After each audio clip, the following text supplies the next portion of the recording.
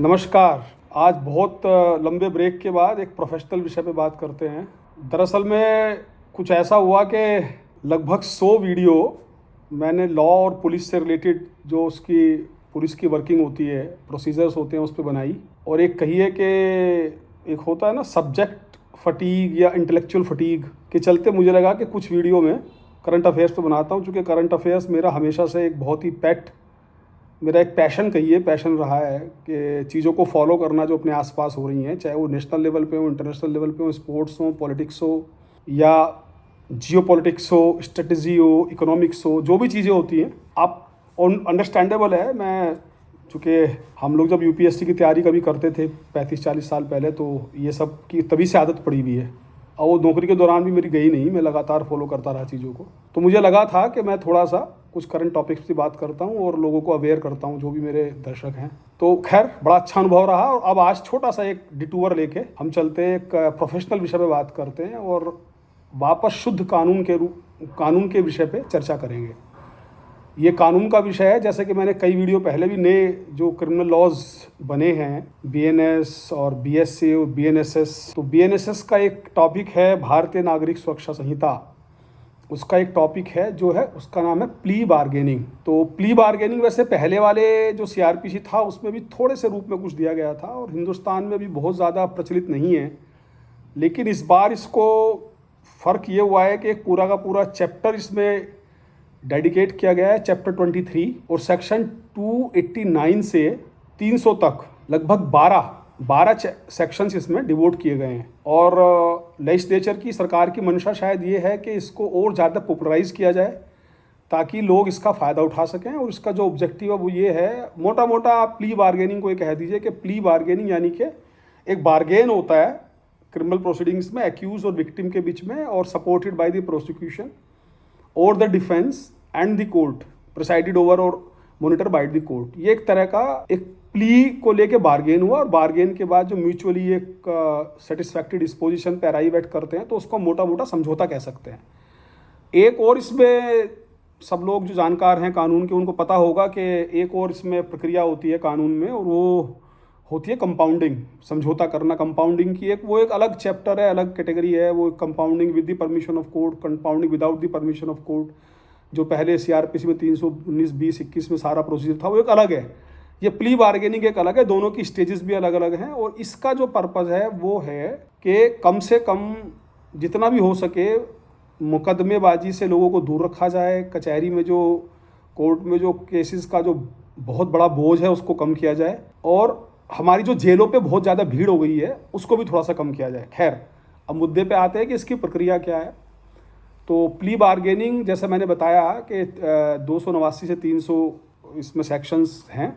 पहले 265A में होता था सीआरपीसी में। इसका मतलब है एक ऐसा mutually satisfactory disposition of the case जो कि दोनों के लिए बेनिफिशियल हो और दोनों पर लागू हो और दोनों की सहमति से हो, वॉलंटरीली किया जाए। अब ये किस किस केसेस पे लागू होता है? ऐसे सारे मामले जो कि जिनकी सज़ा मृत्युदंड या आजीवन कारावास या 7 साल से अधिक नहीं है, ऐसे सभी मामलों पे ये प्ली बार्गेनिंग का जो कॉन्सेप्ट है, जो इसका विचार है, वो लागू होता है। और ऐसे सारे मामले जिनका एक इसमें अपवाद है, जो मैंने सज़ा बताई, वो ऐसा केस नहीं होना चाहिए जो कि देश की सोशियो इकोनॉमिक कंडीशन से संबंधित हो या महिला और 14 साल से कम के बच्चे से संबंधित हो। अगर ये होता है तो फिर वो प्ली बार्गेनिंग का बेनिफिट नहीं उठा पाएंगे। ये बड़ा क्लियर है। स्टेज क्या है, कब प्ली बार्गेनिंग का बेनिफिट एक्यूज को मिल सकता है? चार्ज की फ्रेमिंग के 30 दिन के अंदर अगर एक्यूज चाहे।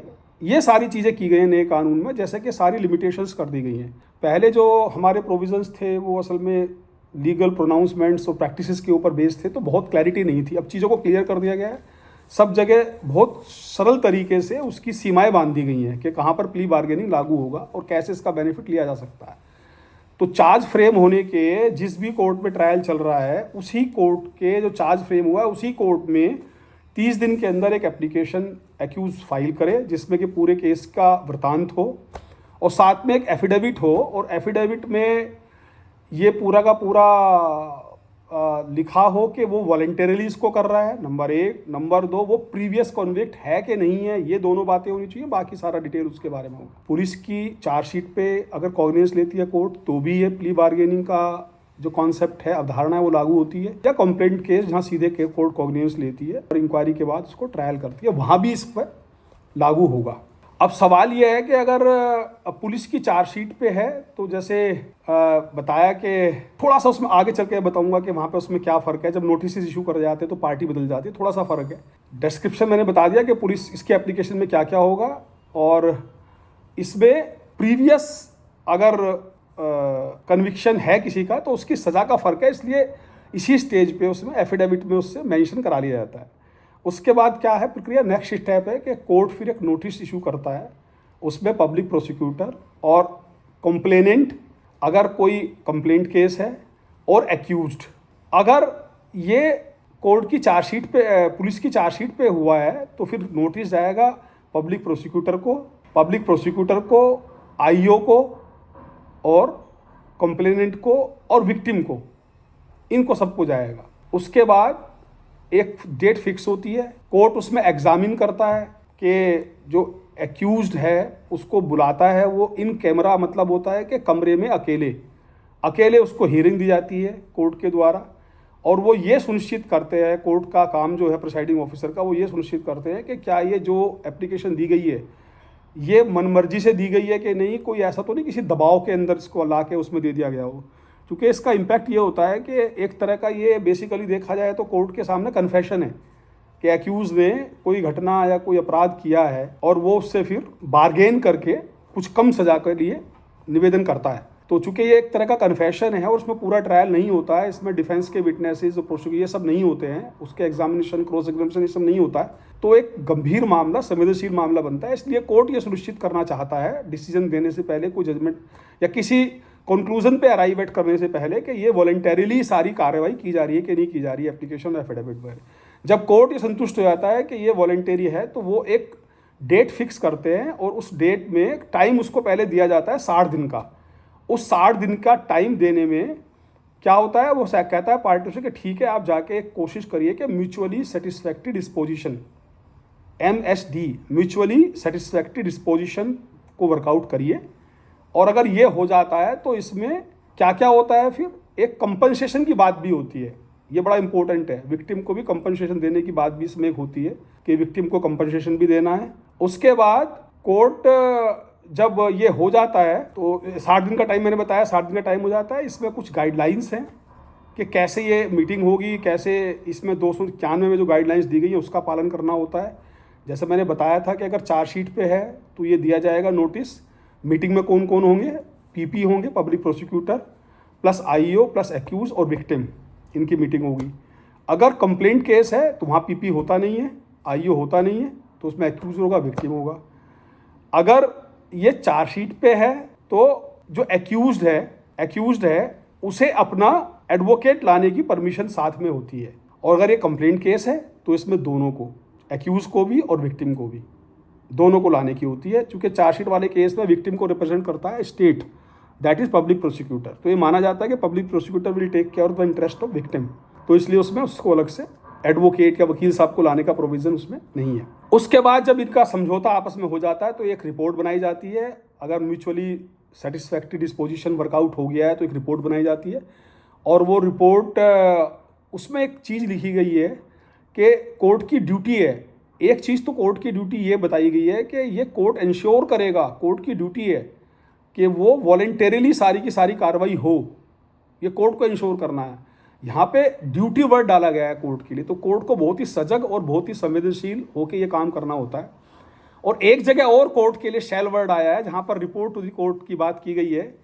तो 292 में, सेक्शन 292 में जो बात की गई है, तो उसमें लिखा है shall, the court shall prepare a report signed by the presiding officer, यानी कि जज साहब उसको साइन करेंगे, plus others who participated in the meeting. तो जैसा भी केस है, चार्जशीट है तो 4 लोग, और अगर कंप्लेंट केस तो 2 लोग, वो उसको साइन करेंगे। उसके बाद वो रिपोर्ट कोर्ट में चली जाएगी और वहाँ से उसका डिस्पोजल होगा। डिस्पोजल में क्या क्या होगा, इसमें एक तो विक्टिम के लिए कंपनसेशन अवार्ड किया जाएगा जो एग्री हुआ है, समझौता हुआ है। नंबर 2, हियरिंग होगी इसमें क्वांटम ऑफ पनिशमेंट के ऊपर। Number 3, releasing the accused on probation of good conduct. एक प्रोबेशन ऑफ ऑफेंडर्स एक्ट होता है, हर स्टेट में होता है, 1958 का सेंट्रल एक्ट भी है कि, तो उसके तहत क्या होता है कि जब ये इस तरह का कार्रवाई हो जाती है, प्ली बार्गेनिंग से कोई समझौता हो जाता है, तो कोर्ट उसमें, जहाँ पर बहुत गंभीर मामला नहीं है, वहाँ पे court probation of good conduct के ऊपर उसको छोड़ देता है। और हर जिले में जिला प्रोबेशन अधिकारी की एक पोस्ट होती है जो समाज कल्याण विभाग के अंतर्गत होती है।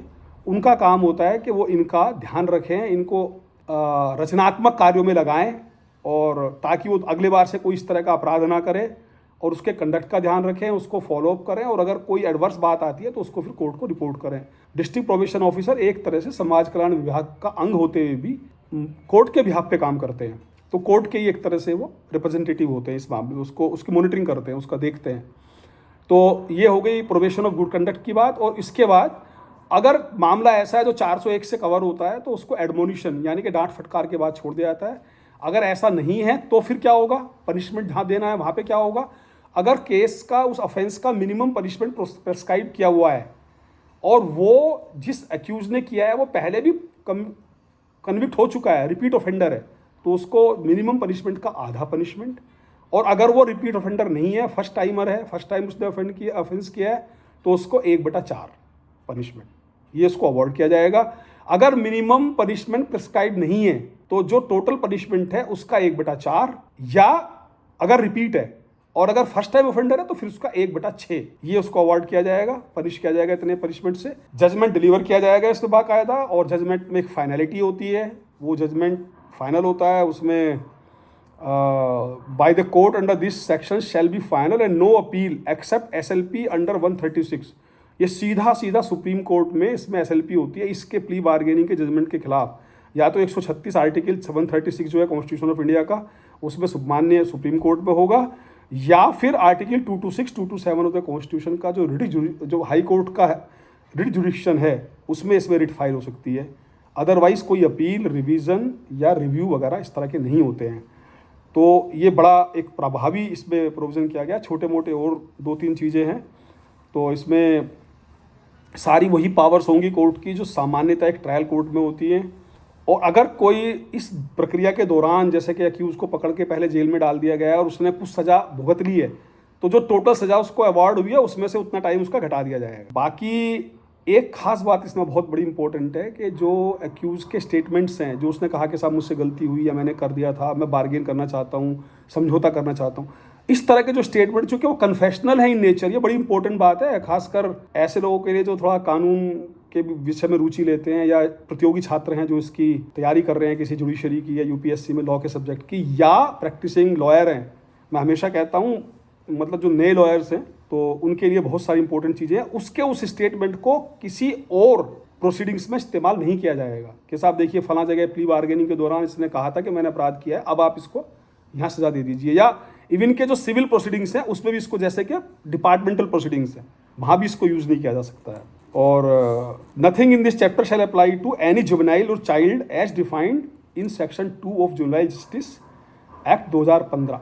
जो जुवेनाइल्स हैं उस पर ये कोई भी लागू नहीं होगा, क्योंकि जुवेनाइल्स के अदर प्रोविज़न है, उनके लिए दूसरे प्रोटेक्शंस हैं, इसलिए उसमें कोई भी इस तरह का कन्फेशनल चीज़ उस पर लागू नहीं होती है। ये था मोटा मोटा प्ली बार्गेनिंग को लेके जो नया एक पूरा इन्होंने चैप्टर समर्पित किया है, चैप्टर 23 पूरा अध्याय है प्ली बार्गेनिंग पे। तो आप समझ सकते हैं कि कितना इसका प्रयास है। जो लोग इससे संबंधित हैं, जजेस हैं, एडवोकेट्स हैं या पुलिस ऑफिसर्स हैं, वो इसको, उनसे मेरा निवेदन है, करबद्ध निवेदन है कि कृपया करके, मैंने काफ़ी कोशिश की है डिटेल में कवर करने की, अगर कोई चीज़ रह गई हो तो उसको पढ़ें, जानें और इस प्राविधान का इस्तेमाल करें और कोशिश करें कि लोगों को न्याय मिले इसके माध्यम से, जो लेजिस्लेचर की मंशा है वो पूरी हो, और को जो भीड़ है अदालतों में, जेलों में, अगर छोटे छोटे मामले जो निपटाए जा सकते हैं उसको निपटाया जाए। बहुत बहुत धन्यवाद। और बस एक निवेदन, बहुत दिन बाद कर रहा हूँ, कृपया करके सब्सक्रिप्शन बढ़ाइए मेरे चैनल के लिए, इसको शेयर कीजिए, लाइक कीजिए।